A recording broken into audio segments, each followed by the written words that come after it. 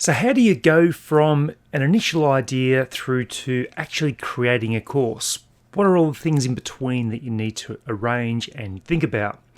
Well, in this video, I'm going to run you through some of these important steps that if you're looking at creating a course from a great idea that you might have, how does that all come together?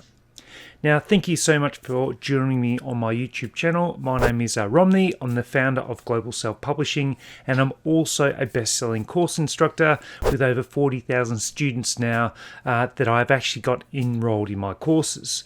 So I've got a little bit of background now of how to successfully develop and implement a course based on an idea. So let's get into things right now. So let me get started on how you go from an idea to an online course. And it can be quite challenging if you're not quite sure of those initial steps. I'll try and break it down as much as I can because I want to help you move from that initial step, and sometimes that can be the hardest step, through to actually the course creation, because online course creation can be a wonderful way to not only have a positive impact on people across the globe, and more than ever is an opportunity right now to do that with the online course platforms that are available, and your opportunity to engage with people and educate other people, and can be a great passive income for you as you earn more income. As the course gets bigger, more students become aware of it, and you create more courses. So let's get to the next one. So secondly, we need to look at my background. So I was a former school teacher, and you don't have to be a school teacher or educator to begin and start an online course. You can have any sort of background and you can still create a course. I created my first course 3 years ago, and from that point, I've now had 40,000 students enroll in my courses, and now it's become a $100,000 annual business for me for creating my online courses. And that revenue, what I invested 3 years ago, those courses continue to make money to this day. So yes, it's an investment of time and effort to begin with, but the benefit of an online course is it can continue to sell 7 days a week, 365 days per year for years to come. Next thing is, how do you transition from an idea to an online course? Let's move this out of the way a bit. So you need to think about the initial ideas and how can you generate those? Well, the first thing is you can use any passions you have, any interests that you might have, skills that you've developed, or you might be an expert in a particular field. When I talk about passions, let's move this again. When I talk about passions, you need to think of those sort of things that you might have more of a knowledge or knowledge base about than other people might have. But you only need to have a small amount more information and knowledge to create a course. You don't need to be an absolute expert in a particular field. You need to have something that you're passionate about, which will then create that energy to create the course, because creating courses isn't just easy to do. There is a lot of time and investment that needs to be made into it, and that's where a lot of people start something and just don't finish because it becomes too much hard work for them. But the overall benefits can be enormous. You might also have interests. You might be a great golfer, and you might be fantastic at putting. You might like to create a course about putting. It might only be a short course of 30 minutes or a 45-minute course. It can still become a course. You might have gardening interests. You might be really good at teaching people how to drive and teaching those young people about that. You might have skills in financial literacy that you could also educate people in.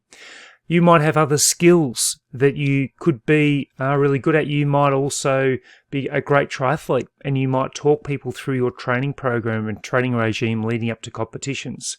And you might be an expert in a particular field. You might have a qualification that you can then impart on other people to help them with them. So what I want you to do as an action point, and I always like for there to be actions to be taken during this process, is to write down on a spreadsheet any of those passions, interests, skills, or expertise areas that you think could be converted into a course. You might start with 20 ideas, trim them down to 5, and then start the steps for the next process. So let's move on. Secondly, you need to structure your content. So this is one of the areas where some people get stuck. They're not quite sure. And you can even use AI like ChatGPT to put this together for you. You could just ask ChatGPT based on a passion or an interest or a skill that you're wanting to teach to plug it in there and say, ChatGPT, I'm thinking about creating a course. This is what I'm thinking about doing it on. I'm a triathlete and I'm wanting to create a course about the structure of becoming an athlete, the training, leading up to competition, the different nutrition aspects of it all. Please create a course with an introduction, then 5 different sections and a conclusion, and structure it accordingly with 3 lessons per section. And it will come up with those ideas for you. You might have a few different ideas you can play around with. So think about how those lessons will fit together as well. Now, there's a spelling mistake there. It should be intro, introduction, then you've got your sections, then you've got your lessons within each section, and you've got your conclusion and your resources. So your resource could be anything. It might be a checklist. It might be a small booklet that they can download and they can put their details in. It could be anything like that at all. And as I mentioned, you can use ChatGPT to help you if you do get stuck. So what's the action step from this slide? Well, you need to begin to develop a structure and foundation for your course. I'm even happy to, in the link below, description below, is to provide a link to a free structure of how you can put that course together. So that helps you and guides you through that initial steps of what I do. Let's move ahead again. Okay, so the equipment. What equipment, AV and audio, do you need? Well, for me, I've got my microphone right here. I've got my webcam. You could use a phone if you don't have one. And I've also got some lighting, which I use as well. And I also use Adobe Premiere Pro for my editing. So that's pretty much all I've got, along with my computer, which I can then use to structure my lessons. And the other thing is I also have Canva Pro. So between those pieces of equipment and resources, that's how I create a course. I don't need anything beyond that. I don't need anything too expensive. Collectively, all this equipment here would probably set you back $300-400. So it's not really that much. So having a look at that equipment, do you have any editing software? Do you have access to design software like Canva or Adobe InDesign?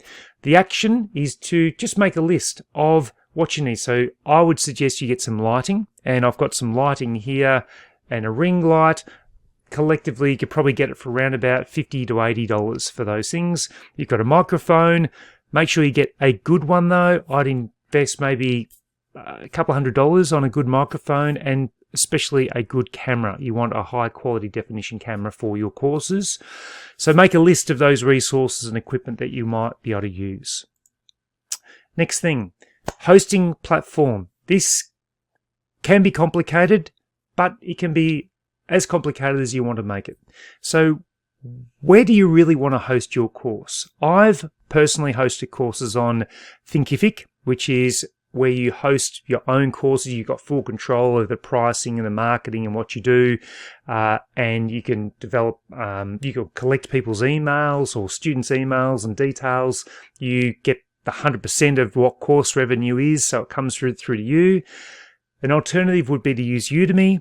So Udemy have all the control really over your pricing. You can't capture emails, but they do a lot of significant sort of legwork in regards to the marketing out. They do a lot of marketing campaigns for you on your behalf, but you don't have any control over the pricing. So you might have a $100 course, but they'll discount it to like $12. And then you might only get $7 of that course as a revenue stream per course sold. You've got to weigh that up. Same with Skillshare is based on minutes watched. So nothing to do with your course price. It's all got to do with the amount of minutes that are being watched, and then you get paid per minute. So it's the engagement side of things. All of them have their pros and cons. I personally have got my course on, some course on Udemy, some course on Skillshare, but my more premium courses and the course I've sort of put together as bundles, as a subscription model, I have that on Thinkific. And I prefer Thinkific because I got full control over the pricing, creating those memberships, creating those subscriptions, gathering email addresses, and it's just got some great workarounds, and I can collect the revenue myself and process it accordingly.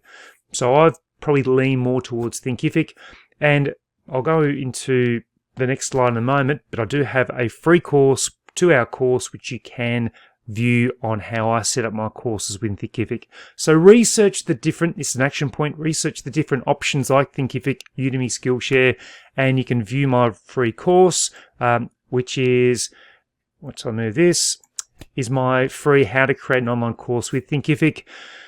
You can access that via a YouTube link, or you can actually view it via my Thinkific site. So that might be a good way to be able to see it, skip through its structure and see how the structure works. And if you actually happen to use my affiliate link if you become a paying member, I'll just give you some free coaching as well. So that might be a great way for you to get started. And I'm happy to train you and walk you through that process. Let's go to the next one. So next one is marketing. You'll need to market your content and don't expect sort of any sales if no one actually knows about what you're creating. You've probably got a little bit of an advantage with Udemy, but they're not going to do all the marketing for you. You'll have to push out your own form of marketing. So you might like to create a website and you can start to develop some organic traffic that way. You could consider building content via YouTube and trying to publicize it that way and market and advertise it that way. You can also create some free resources that people then download, and you can capture email addresses. So just list a minimum of 10 ways that you can market your course. That is one of the challenges that most people have. If they don't have a pre-existing audience, how do they market it? Well, you need to become quite, I guess you just need to think through the different marketing steps that you might like to do. So I like to use YouTube as one of my key ones. I do have content through that I send out via about 3,500 subscribers to my newsletter. So there's different things that I use to market. You could also consider Facebook ads or Google ads as well. So that's something to consider. And I talk about that a lot in my free Thinkific course if you want to look at that. Next thing is to continue to improve and evolve existing courses. So if you have an existing course, then update it as you go along. Develop more courses and experiment with different sorts of platforms. You might start with Udemy, have like the light version on Udemy, and then have your premium version on Thinkific. So you might have the light version selling for $60, but then Udemy will discount that to maybe $15. You'll get about $7 of that. Or you can have the premium version on Thinkific for $99 and you get the full $99. So that's something to consider as well. And develop systems that automate course sales. So if someone might download something, then they might get a free course of yours. If they download the course, they might get free content that comes with that, newsletters or downloads. So automation is a great way that you can then bring together your course content as well.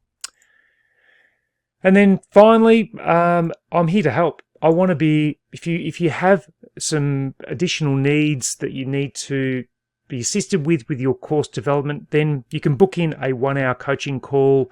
The link will be in the description below this video. You can use my link for Thinkific. If you become a paying member with Thinkific, then I'd love to be able to help you with a free 1-hour training session, coaching session, and you might like to book in more coaching sessions after that. But why wouldn't you take advantage of it? If you're going to be a Thinkific customer anyway, then use my services to help with getting everything structured. I've got a lot of knowledge and experience in this area, so you might as well use that and fast track your experience with creating your own courses. So I really hope that this information has helped you. It is one of those sort of things where you just need to take action. And one of those action steps would be to start with listing your passion, skills, and expertise in particular areas. Then if you want to join up with Thinkific for a free 30-day trial, and then that leads on to becoming a paying customer, just check out the link below. You can take my free 2-hour Thinkific course that will guide you through all those important steps to get your course from the starting side of things up to being available publicly. And if you have any comments or questions, just leave them in the comments section of this video as well. So thanks so much for watching. I hope you've enjoyed this video, and I look forward to providing another video very shortly. So until then, goodbye.